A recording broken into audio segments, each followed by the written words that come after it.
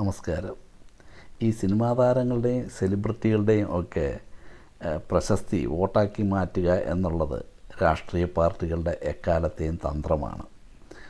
മോഹൻലാലിൻ്റെ ദാദാ സാഹിബ് ഫാൽക്കെ അവാർഡും ഒരു രാഷ്ട്രീയ തന്ത്രം തന്നെയാണ്. അപ്പോൾ ദാദാ സാഹിബ് ഫാൽക്കെ അവാർഡ് ലഭിച്ച മോഹൻലാലിന് കേരള ഗവൺമെൻറ് ഒരു സ്വീകരണം നൽകുകൂടി ചെയ്തതോടെ ഏതായാലും ആ അവാർഡിൻ്റെ പ്രയോജനം കിട്ടുന്നത് തീർച്ചയായിട്ടും ഇടതുപക്ഷത്തിന് തന്നെയാണ്.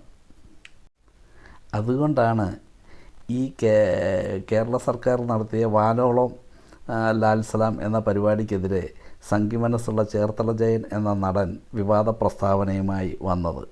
അദ്ദേഹം പറയുന്നത് എന്താണെന്ന് വെച്ചാൽ, അതായത് ഇടതുപക്ഷ ചിന്തകളുമായി യോജിച്ച് പോകാനാണ് ലാൽ സലാം എന്ന ടൈറ്റിൽ തന്നെ കൊടുത്തത് എന്ന രീതിയിലാണ് അദ്ദേഹം സംസാരിക്കുന്നത്. മാത്രമല്ല, അദ്ദേഹം മറ്റൊരു അഭിപ്രായം കൂടി പറഞ്ഞു. BJP അധികാരത്തിൽ വന്ന ശേഷമാണ് സാംസ്കാരിക രംഗത്ത് ഒരു മാറ്റവും ഒരു ഉണർവുമൊക്കെ ഉണ്ടായത് എന്ന രീതിയിലാണ് ജയൻ്റെ പ്രസ്താവനകൾ. ജയന് കേരളത്തിലെ കലയുടെയും രാഷ്ട്രീയത്തിൻ്റെയും ചരിത്രം അത്ര ബോധ്യമില്ലെന്ന് തോന്നുന്നു. കലയിലൂടെ കേരളത്തിൽ രാഷ്ട്രീയം പറഞ്ഞവരാണ് കമ്മ്യൂണിസ്റ്റുകാർ. KPIC എന്നൊരു കലാസമിതിയെക്കുറിച്ചും ഒരു കലാസംഘടനയെക്കുറിച്ചും ജയൻ കേട്ടിട്ടേ ഇല്ലെന്ന് തോന്നുന്നു. കല രാഷ്ട്രീയ പ്രചരണത്തിനും ആയുധമാക്കി അതിൽ വിജയം നേടിയവർ കേരളത്തിൽ കമ്മ്യൂണിസ്റ്റുകാർ തന്നെയാണ്. ആ ചരിത്രം ജയൻ ഒന്നറിഞ്ഞിരിക്കുന്നത് നല്ലതാണ്. പിന്നെ